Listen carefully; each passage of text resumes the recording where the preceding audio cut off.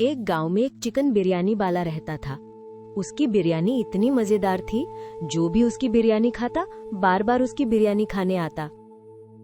अरे अकरम भाई, तुम बिरयानी में ऐसा क्या डालते हो जो बहुत अच्छी लगती है? कुछ नहीं रामू, बस थोड़े मसाले ही डालता हूँ। नहीं, कुछ तो अलग से डालते हो जिससे तुम्हारी बिरयानी खाने में मजा आता है। इतने में ही कालू आ जाता है।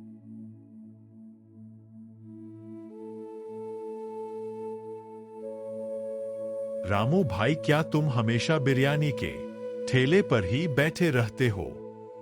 नहीं, कालू अकरम बिरयानी इतनी अच्छी बनाता है कि कहीं जाने को मन नहीं करता। हाँ भाई, ये तो सही बोल रहे हो। अकरम भाई, एक प्लेट बिरयानी लगाना। अब अकरम की बिरयानी खत्म हो जाती है और वो खुशी खुशी अपने घर चला जाता है।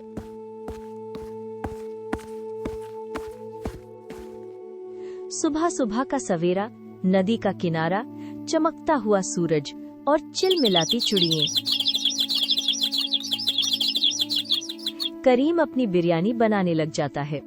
आज तो ऐसी बिरयानी बनाऊंगा कि लोग खाते ही रह जाएं।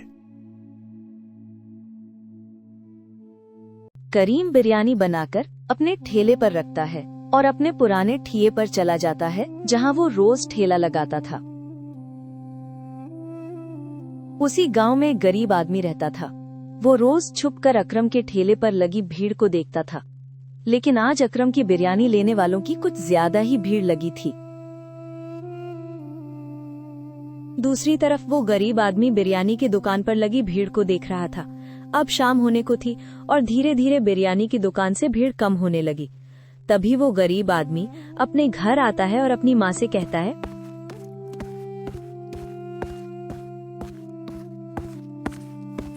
माँ, मैं कुछ दिनों से एक बिरयानी वाले को देख रहा हूँ। तो बेटा, हमें उससे क्या फायदा होगा? कुछ नहीं, लेकिन उसके ठेले पे बिरयानी लेने वालों की बहुत भीड़ लगी रहती है। हम भी क्यों ना बिरयानी का ठेला लगाकर देखें।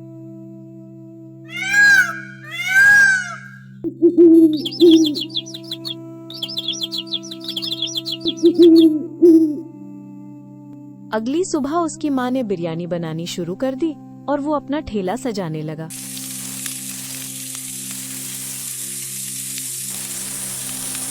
अब वो आदमी अपना ठेला लेकर गांव में बेचने निकल जाता है।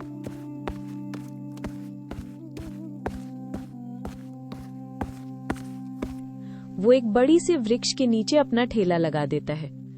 पहले दिन उसकी कुछ खास बिक्री नहीं होती है।